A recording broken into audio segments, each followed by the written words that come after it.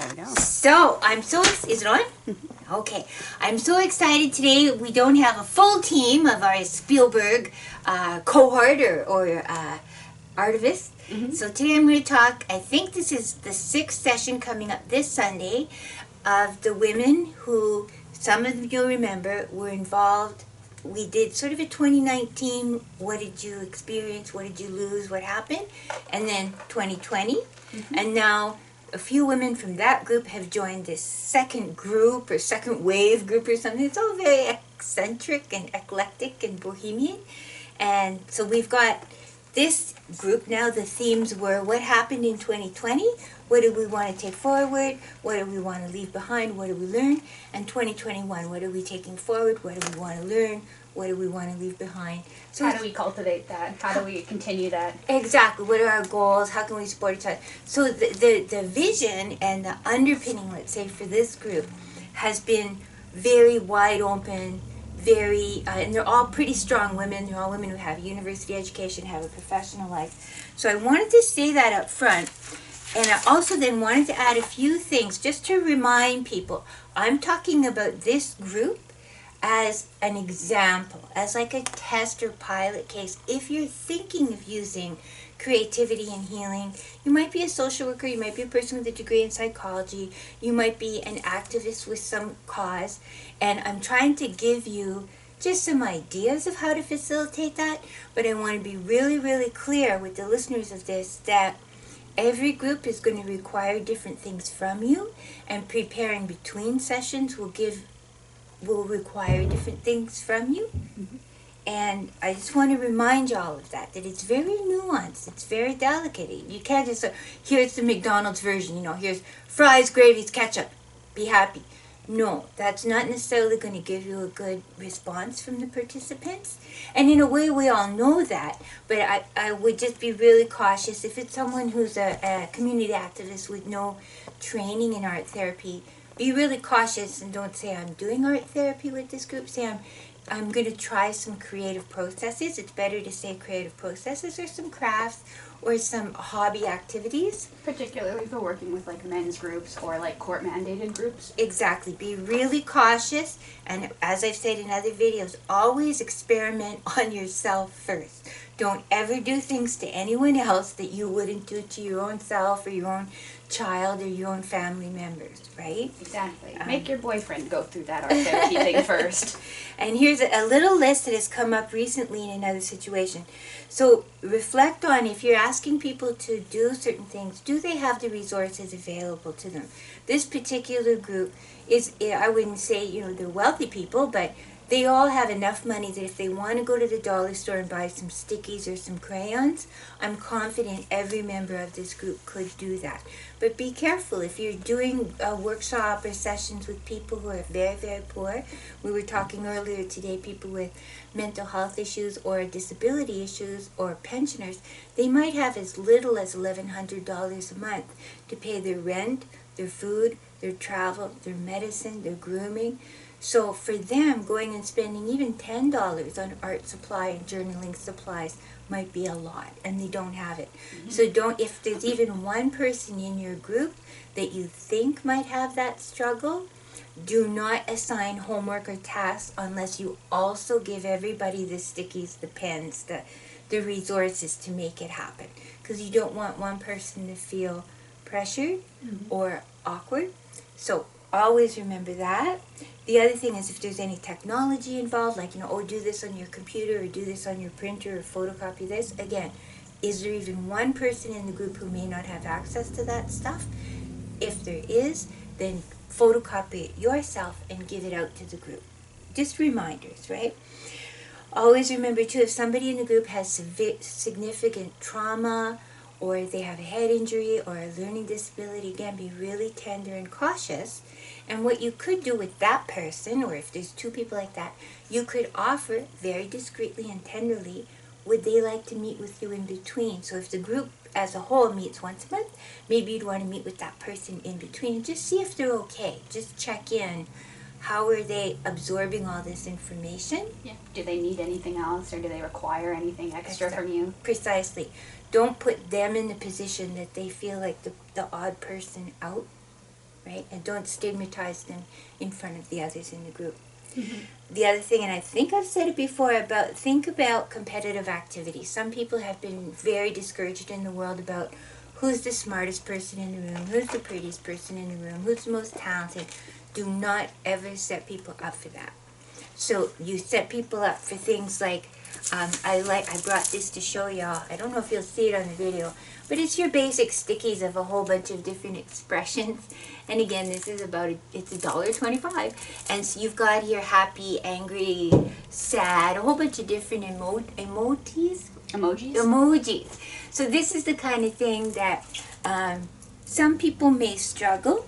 And so if everybody got a pack like this of all these faces, then you would offer the group something like, between now and the next session, each of you could pick 3 of the stickies here, or more, or less, or not at all. But if you want, put 3 stickies and some comments about those 3 stickies. Mm-hmm.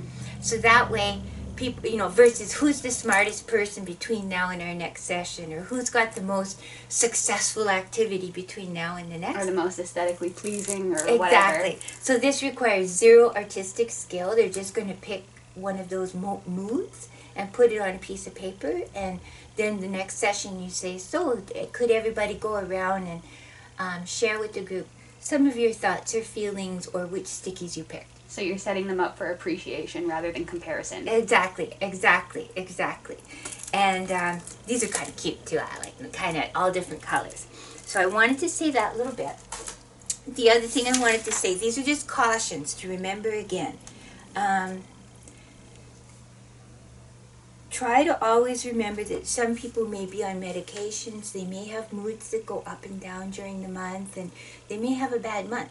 So do not put pressure on people. Say something like, let's say there's 10 people in the group. You don't say, let's each go around and share our successes of the last month.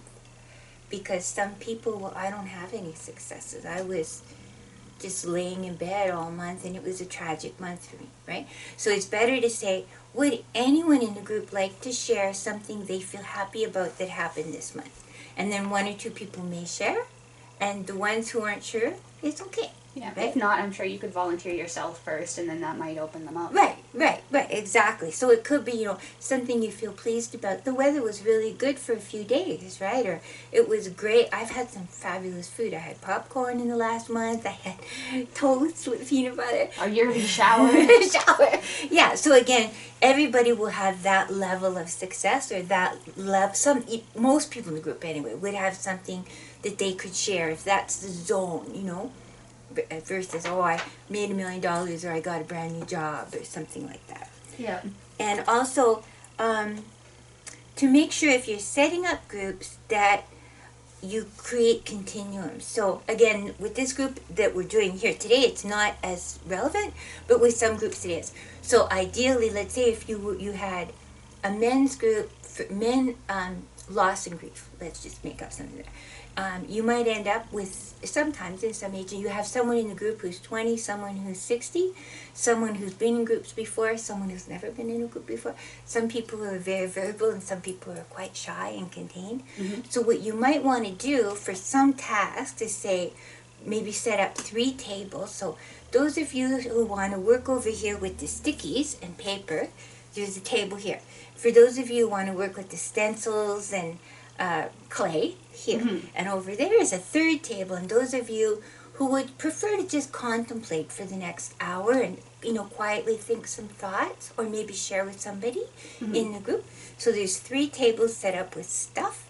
Everybody just pick a table as it suits you for this moment. Mm-hmm. Right? And so you're giving them the option to participate actively or take a moment for themselves. Right. And when you set up a 3rd option of just sit quietly and contemplate, everybody can do that. There's nobody who's going to, that's too hard for me, right? And say then you can also move from table to table too, mm-hmm. right, in the next hour. Okay? So always give lots of options, give continuums, because our number one thing in artivism or art therapy is you're setting people up for success. So they feel, I belong here, I'm okay, I'm achieving the things this facilitator has asked me to do. I'm not being compared to the people that are here with me. Exactly. There's no way if you're being a good facilitator and you've thought through all your details, there should never be a moment where someone feels, oh no, she's going to ask me to draw a tree, or oh no, I don't have anything to say, or oh no, I feel overwhelmed, right? You want to have lots of options in everything that you invite them to do, and then give them dignity in the moment, right? Mm-hmm. So that's a beautiful thing. That's a very beautiful thing. So going back now to our group that has, I don't know, about 10 women in it now. It's kind of gone up a little, down a little bit, different sessions, different numbers. I think 10 sounds about right. We'll go with 10, but this time, because it's session 6 and we've left it very wide open, this group of women are, because I've said already, they're kind of strong women. So some of them are university students, or they're working in the professional world. They have children, they have relationships going on.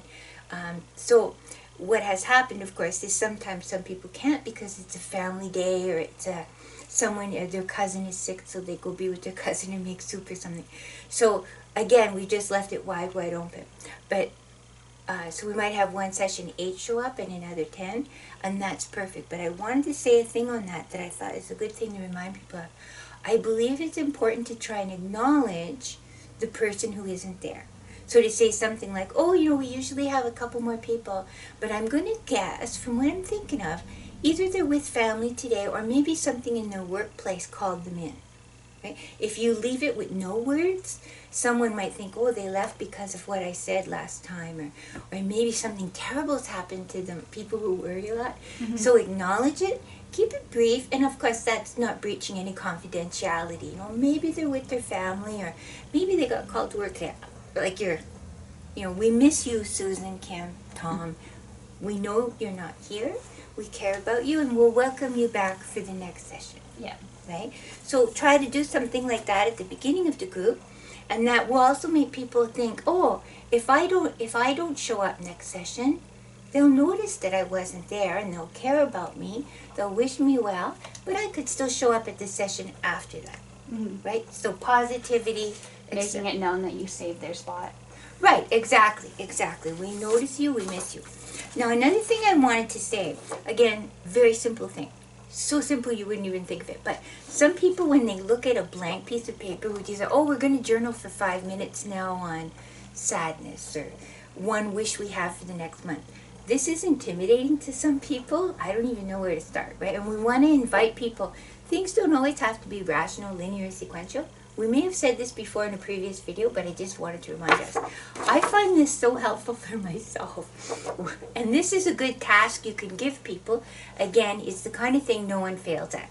So I like to ask people, or remind them, you've got the stickies. You can put stickies on your pages, and or just grab some colors, and you've set people up for that. Either they've got their pencil, crayons, or markers, or crayons, children's crayons. Just grab, and I'll do this myself often. I'll pick a color, like if I'm kind of feeling green, or I'm feeling red, or just so it's not a completely blank page. And there's so many ways when they do that. Just a simple thing like this, no skill required, but now when it's not an empty, blank, dead page, it gives me something. And then if I put some of those emojis on it, the ones that just fetch my attention, right? So it might be sad, happy, mad. Oh, okay. What was I mad about? What was I sad about? Right? It gives people that in. So I just wanted to remind you of that. And again, it helps too if you're doing the workshop in person. We've been doing these on the web. I try to have maybe 10 different kinds of paper, or 100 different kinds. So different colors. Some that are thicker. I'm now liking this thick stuff. I used to like the thinner stuff, but I'm bigger now. I'm stronger now. And I'm in my 60s, and I use this kind of paper. So again, having options, right? And the beautiful cat came down showing herself off. Eh? This is the first time I've ever seen her. Oh, that's Rara. That's Rara. Yeah, I have 7 cats, in case you're wondering what we're talking about. Now, the other thing that you can invite people to do, again, that the month in between, or the 2 weeks in between, some people, again, what am I supposed to do? When you say, oh, work on this in the month in between, what's that mean to work on things, right? So one of the things you can do with a lot of people who, again, some people not. Like if they have if they're living in a one-room dump that they're sharing with another person, this wouldn't be that crowd. But most people, they have access to a computer, or they have access to a library or something like that, right? Yeah. Or even music. Right? So what I've been doing, and I find this so helpful, I'll talk about it more in a bit, but these are the 2 journals I've been working on. For, you may remember that my husband died. It's been a year and a week now since his going away. So one of the things, the image that I invited people, find an image or a word or a color that kind of resonates with you and experiment with that. So mine was being a mouse, right? So I've been working, this is my sad, tragic mouse journal. And I'll just show you, what we're trying to do is update you of what it looks like, the whole sequencing of this succession, 7th month, and so on. So you'll notice now my mouse journal is really, so I put stickies and images this way, but because my life has gone sideways, I've been writing my thoughts sideways in this journal, right? So you can see, I like to show this to the participants so that I make myself vulnerable too, but I don't show it long enough for them to read what it actually says, right? Just so they'll know it's okay, that it's all messy and it's all layered, and I've invested here with stickies, crayons, stamps, everything. And what I'm drawing your attention to at this moment is quotes. So this has been, in my case, I'm very lucky I have a printer, a black and white printer. So you'll see I found all kinds of amazing quotes about grief. And I don't know, on Facebook they just show up almost every day or every second day. There's some cool quote. And so I've been putting in these quotes, and then I speak to the quote. Like this is a quote that, just to read you this one, this is from Jack Layton, whom my husband and I deeply admired. And it says, this is a quote from Jack Layton a few days before he passed away. "My friends, love is better than anger, hope is better than fear, optimism is better than despair. So let us be loving, hopeful, and optimistic, and we'll change the world." So I've been able to journal in respect, do I feel optimistic? Where do I find the hope? Yeah, I feel despairing, but I'm going to try to move myself to a more positive, So that's what my journaling is about. I'm kind of in a conversation with Jack Layton. Me and Jack, we're hanging out in my journal. So that level of quote, right? A lot of times people can get that from music or from a t-shirt or a book they borrowed from a friend. A song. A song. Someone said this, or my grandma used to have this saying, or, so write those quotes in and then leave space and then engage with the quotes. Again, that's so that people don't have that blank page, right? Talk back to your grandma. An example my grandma and grandpa used to say, if you don't have something nice to say nothing. There's quotes like that, right? And so I'll try to engage. Well, Grandma, what do? Someone's being mean to me, and I want to either get them away from me, or I have to say something, Grandma. Like you can engage with it. So I wanted to say that. So that's my sad journal. And now this is I had imagined, I invited us all, imagine a day in the future when things might be different. So in my case, I've been trying to imagine for months, what will it be like when it's a 1-year anniversary? And now I've had the 1-year anniversary in a week, the February 19th, and today's the 26th. Something like that. Something like that. So about a week. So this is something I was imagining 3-4 months ago in bits and bits. So this one, you see my mouse, when I was imagining this mouse, she's much happier, she's colorful. And I think if you remember, I found this little book that was about mice, and it was $1 at Value Village. So what I've been doing is pasting things and adding even pages on top of pages about my mouse. And you see there's quotes and other things here, stickies, and taping things in so it gets layered and thicker.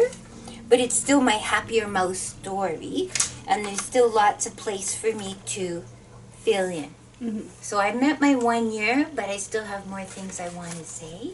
So I share that with you because, again, doodling, clippings, photographs, it doesn't have to be artistic. So when people say, I would like you to work on this in the month in between. It could be anything they want. It could be a leaf, it could be a sock. There's no wrong way to do it, right? Mm-hmm. And again, no artistic skill. And I like to show an example of something I'm engaging with as the journey goes on, enough to show people kind of what I'm talking about if they've never seen this before, but not enough that they feel, oh, she's doing it so pretty, or she's so artistic, or that's not artistic. You just want them to see that you're doing the things that they're doing. Right. It puts me in the group, not someone above the group. Mm-hmm. So here's another quote. So we have our session this week. Spoiler alert, you're going to hear. So you can also take, if you're facilitating the group, one of the things that I'll do is I just do things my own damn way. I just do what I want. So for example, there's some message here. I don't quite like what she said. So what I'm going to do is change it. I'm going to take the idea and edit it. So when I introduce it to the group, I'm going to say, I've got some ideas from Susan Jeffers that I'm just kind of adapting to my own voice and sharing, right? And I'll give you the difference. So she has, she's kind of more of a binary thinker. You know, do this or do that, right? And I will add words like, maybe you want to do this. You might consider this, right? So I'm going to read you these questions that I'll probably give the group at the end, so they'll have that for the month of March. If we're going to meet again at the end of March, okay? So here's this. I would probably also type this out, but I would say again, these are some ideas inspired by, but I'm going to put my own words. So this is the idea of yes and no. We're all talking about what do we want to have in our future, what do we want to leave behind. So I love what she's got here, but I'm just softening it a little bit. She tells us we can choose. We can make choices. And she's talking about tears. The tears of yes may come from the understanding that pain is another part of the richness of life. The tears of yes may come from the understanding that no matter how difficult life gets, you can probably handle what comes in front of you. The tears of yes reflect how life sometimes is bittersweet, and this deepens our experiences of being human. The tears of yes may come from the acknowledgement of the human condition and understanding we're all in this all together. So those are the tears of yes. And now the tears of no. The tears of no may sometimes come from letting yourself be too much in a victim mentality, from those who feel that life has been too rough to them and not given them a fair deal. Sometimes life hasn't given us a fair deal. But if we focus too much on the darkness, and I wanted to put this image in here, this is something I've been focusing on for about 8 months, 10 months, and there's from indigenous worldview, and I'm sure other worldviews, the idea that if you feed the indigenous ways, if you feed the dark, mean, angry wolf, that's the wolf that'll grow. If you feed the wolf that's about hope or positivity, that's the one that'll grow. And of course, some people get more practice that, I'm going to try to not only think of sad things, or I'm going to discipline my brain as much as I can to whenever I start to think, I'm going to do something different. And we talked about that. I'm going to do a thing. So for my little thing in my head, don't fall, little mouse. Don't fall, little mouse. I'll say that right away. So I'm going to start to cry. Oh, don't fall, little mouse. Go do the dishes. Go change the cat boxes. Or go take a nap. Right? Don't fall, little mouse. Go for a walk. Don't fall, right? And every person can customize that. So I've been trying to not always feed the grief. I'm trying to think more of all my beautiful moments with my husband and all the happy moments we had together, and that's going to make my life more positive. Mm-hmm. So not to dismiss people's grief, we never want to do that, or their loss, or their anger, the dark. Yeah, there's always going to be dark and light, but, fixating or ruminating on one or the other is not good. Right. And sometimes we can't help it, but we can also keep trying to just shift it a little bit more towards that. It might take a year or 10 years. Mm-hmm. And in every life, like myself, the story of my husband dying, he was 74. I'm 60. This is the first time I've ever gone through anything like this. Everybody sooner or later is going to have someone they love who dies. Or yourself will be 74 and you're the person who has cancer. Right? So this is a wholesome, let's say, structure to give people to think about and to feel their way around. You can practice shifting to a slightly more positive, and if you do that for a month, a year, 3 years, at some point you'll discover, oh wow, yeah, when I think of my husband now, I don't always burst into tears, right? So try and find an image that works. Invite people to do that. So on that note, I wanted to share with everyone. So I came to realize after a few months, I'm feeling like a little mouse. All my life I've tried to feel strong and brave, but through this grief, I felt like a little mouse. And then I started asking myself, well, if I could be a mouse, what's my husband? And I used to always call him my big, tall, handsome, because he was like this tall, right? My big, tall, handsome. So I came and was like, I had this epiphany. He's my big, tall panda now. And I found these in the dollar store, and I've been putting them around the house. And it's a much more, like if I feed the dark, my big, tall, handsome, he's dead. He's never coming back, and I'm so lonely. If I say my big, tall panda left me with these memories, these positive experiences, these wishes for the future of our life. Appreciation for the time that we had together and the time that we spent together. Gratitude. Some people say your gratitude list, right? I was kind of lucky in a way to have someone who I had that much intensity and positivity with for 18 and a half years. Yeah, to experience that love at all. Yeah, exactly. Some people never find someone that's a perfect match. Or they find someone and they're only able to be with them for 2 years or 8 years. I got 18 and a half, right?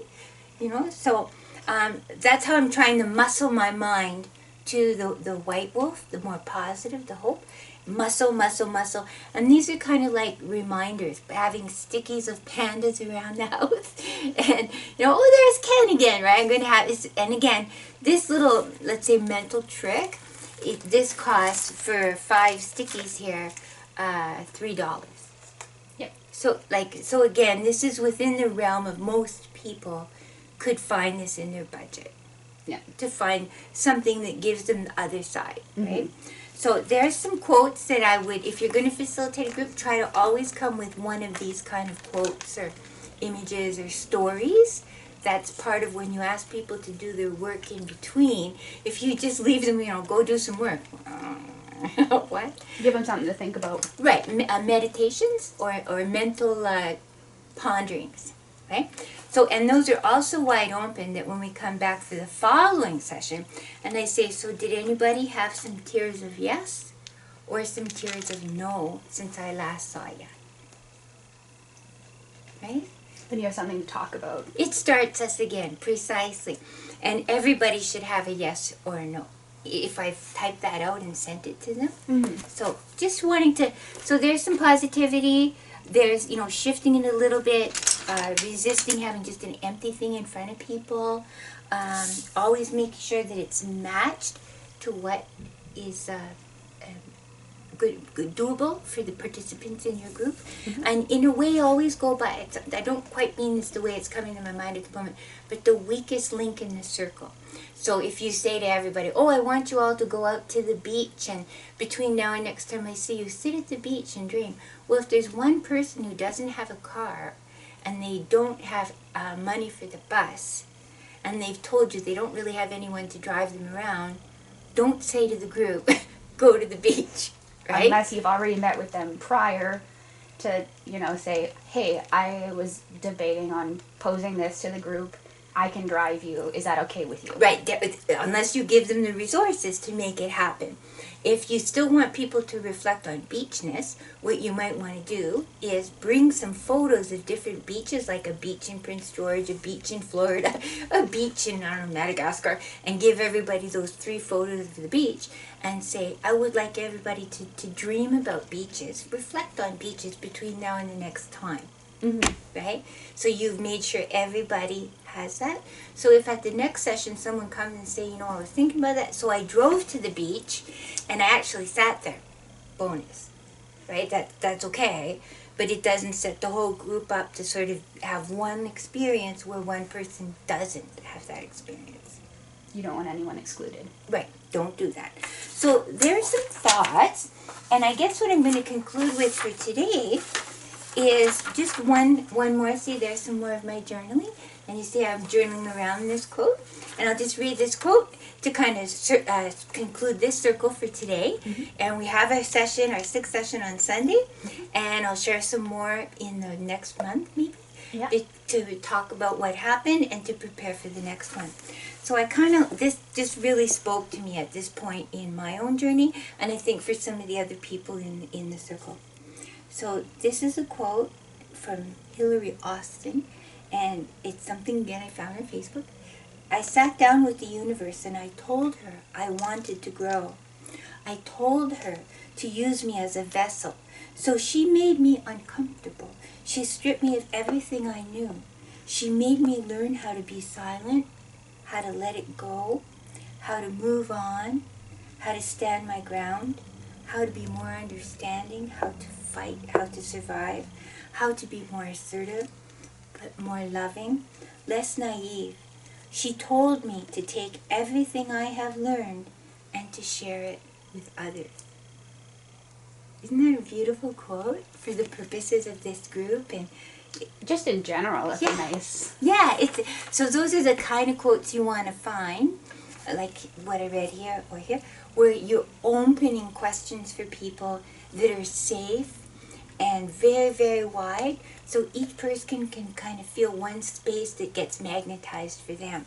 So if I took that and pondered it, how the universe helped me to learn, be silent, to let go, to move on, to stand my ground, if I gave that as the pondering between now and the next, everybody will pick up on, oh, I learned to let go of this idea this month, or I told my mom I'm not going to speak to her until she's more respectful, those kind of things. So I love those kind of quotes, and the more you facilitate groups, the more, or even, you know, if you were doing that one-on-one with someone, right, but I'll see you in a month, and you gave her that quote and you typed it out or photocopied it and gave it to her, again, you can't go wrong. You can do no harm if you say, think about this between now and the next time I see you. If they come back and they say, no, didn't want to think about that, that's dumb. Okay. Fair enough. How was your month? Right? So you always are, it's a kind of a tentative offering. It's never, you know, this is your homework and you better. This is something I can suggest, but if you have something better, let's do it. That's right, exactly. And they can go with it or against it. Okay? So I've said this quote about there's the yes tears and no tears. So someone might come back and say, I was just full of maybe tears all month. Tell me about that. Woo! Yay! It's perfect, right? So thank you again, Carlene, for setting up the video with me. Thank you, Tuba, for you're going to post that on YouTube. Thank you to the people in the circle who are giving me an opportunity to share some aspects of what we're all doing together. Thank you for all the people out there in the world who want to facilitate groups and help other people grow and heal and be better, wider, taller, deeper, different. Yeah, happy everything.